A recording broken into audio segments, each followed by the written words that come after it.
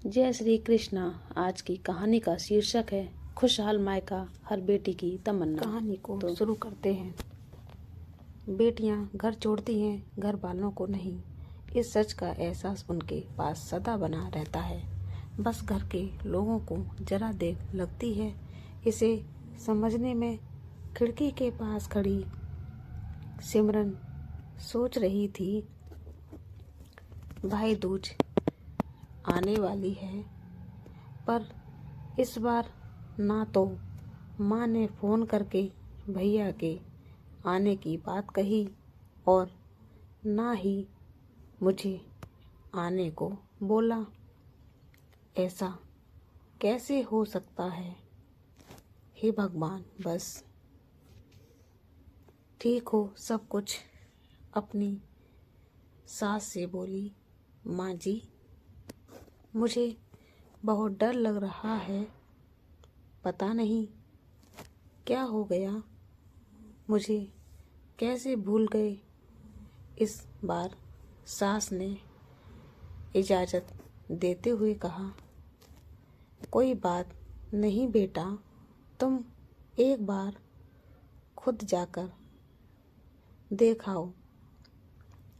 सास की आज्ञा मिलने भर की देर थी कि सिमरन अपने पति के साथ मायके आ पहुंची, परंतु इस बार घर के अंदर कदम रखते ही उसे सब कुछ बदला सा महसूस हुआ।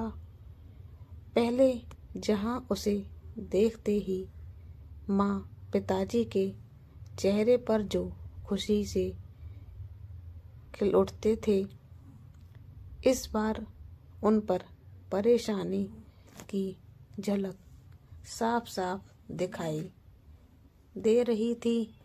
पहले भाभी उसे देखते ही दौड़ी चली आती थी और प्यार से अपने गले लगा लेती थी, पर इस बार दूर से ही एक हल्की सी मुस्कान दे डाली। भैया भी ज़्यादा खुश नहीं दिखे। सिमरन ने जैसे तैसे एक रात बिताई, परंतु अगले दिन जैसे ही उसके पति उसके मायके छोड़ वापस आ गए, उसने अपनी माँ से बात की। तब उन्होंने बताया, इस बार कोरोना के चलते भैया का काम बिल्कुल बंद हो गया है। ऊपर से और समस्याएं, बस इसी वजह से तेरे भैया को तेरे घर भी ना भेज सकी। सिमरन बोली, कोई बात नहीं माँ, ये मुश्किल दिन भी जल्दी ही निकल जाएंगे, आप चिंता मत करो। शाम को भैया भाभी आपस में बात कर रहे थे, जो सिमरन ने सुन ली। भैया बोल रहे थे, पहले ही घर चलाना इतना मुश्किल हो रहा था, ऊपर से बेटे की कॉलेज की फीस, परसों भाई दूज है, सिमरन को भी कुछ देना पड़ेगा। तो भाभी बोली, कोई बात नहीं, आप चिंता ना करें, ये मेरी चूड़ियाँ बहुत पुरानी हो गई हैं, इन्हें बेचकर जो पैसे आएंगे उससे सिमरन दीदी को त्योहार पर कुछ गिफ्ट दे देंगे और कॉलेज की फीस भी भर देंगे। सिमरन को यह सब सुनकर बहुत ही ज़्यादा बुरा लगा।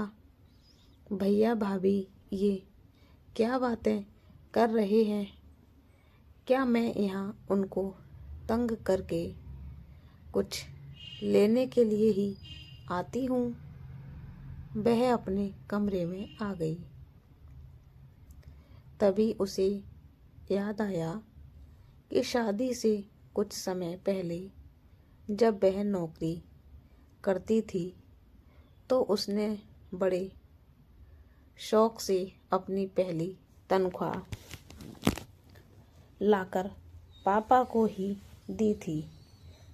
तब पापा ने कहा था, ये पैसे अपने पास ही रख ले बेटा, मुश्किल वक्त में काम आएंगे। इसके बाद वह हर महीने अपनी सारी तनख्वाह बैंक में जमा करवाती रही।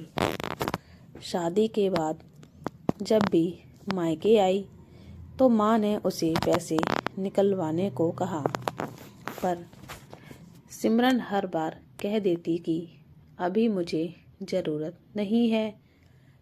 पर आज उन पैसों की उसके परिवार को बहुत ही ज़्यादा ज़रूरत है। वह अगले दिन ही सुबह भतीजे को साथ लेकर बैंक गई और सारे पैसे निकलवा कर पहले भतीजे की कॉलेज की फीस जमा की और फिर घर का ज़रूरी सामान खरीद कर घर वापस आ गई। अगले दिन जब भैया का टीका किया तो भैया ने भरी आँखें से उसके हाथ 100 का नोट रखा। सिमरन मना करने लगी तो भैया बोले, ये तो शगुन है पगली, मना मत करना। सिमरन बोली, भैया बेटियां मायके शगुन के नाम पर कुछ लेने नहीं आती हैं, बल्कि अपने माँ बाप की अच्छी सेहत की कामना करने। भैया भाभी को माँ बाप की सेवा करते देख ढेरों दुआएं देने और बड़े होते भतीजे भतीजियों की नज़र उतारने आती हैं। जितनी बार मायके की दहलीज पार करती हैं, ईश्वर से उस दहलीज की सलामती की दुआएं मांगती हैं। जब मुझे देख माँ पापा के चेहरे पर रौनक आ जाती है, भाभी दौड़कर गले लगाती हैं, आप लाड़ लड़ाते हो, मुझे मेरा शगुन मिल जाता है। अगले दिन सिमरन ने मायके से विदा लेकर ससुराल जाने के लिए जैसे ही दहलीज के पार कदम रखा कि भैया का फ़ोन बज उठा। उन्हें अपने व्यापार के लिए बहुत बड़ा ऑर्डर मिला था। वे सोचने लगे, सचमुच बहन बेटियां मायके कुछ लेने नहीं बल्कि अपनी बेशकीमती दुआएं देने आती हैं। जब वे घर की दहलीज पार कर अंदर आती हैं तो बरकत भी अपने आप भीतर चली आती है। हर बहन बेटी के लिए दिल की तमन्ना होती है कि उसका मायका हमेशा हमेशा खुशहाल रहे और तरक्की करता रहे। मायके की खुशहाली देख उसके अंदर एक अलग ही ताकत सी भर जाती है, जिससे उसके अपने जीवन में पेश आने वाली मुश्किलों का वो डट कर सामना कर पाती है। भैया की आंखों से खुशी के आंसू बहने लगे। तो दोस्तों, बेटी की तो विदाई होती है, बेटी घर वालों को नहीं छोड़ती। हर बेटी बहू होती है, एक बहन होती है, एक पत्नी होती है। ये सब बेटी के ही तो रूप हैं। बेटी तो हर घर की लक्ष्मी होती है। मायके में हो तो बेटी के रूप में और ससुराल में हो तो बहू के रूप हैं। इसीलिए तो बेटी को लक्ष्मी का रूप कहा जाता है। बेटे से बढ़कर मानी जाती हैं बेटियां, फिर ना जाने क्यों घर से विदा कर दी जाती हैं बेटियां। एक बेटा माँ बाप का साथ कभी नहीं देता और बेटी से माँ बाप का साथ छोड़ा नहीं जाता। बेटा पास रहकर भी माँ बाप की परवाह नहीं करता और बेटी दूर होकर भी माँ बाप का ध्यान अच्छे से रख लेती है। इसीलिए तो बेटी हर रूप में महान होती है। तो दोस्तों, हमारी ये कहानी आप लोगों को कैसी लगी हमें कमेंट बॉक्स में ज़रूर बताएं।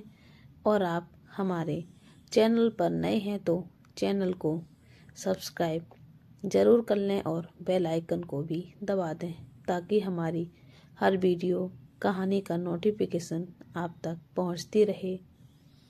हमारी वीडियो को पूरा देखने के लिए दिल से धन्यवाद। जय श्री कृष्णा। हर हर महादेव।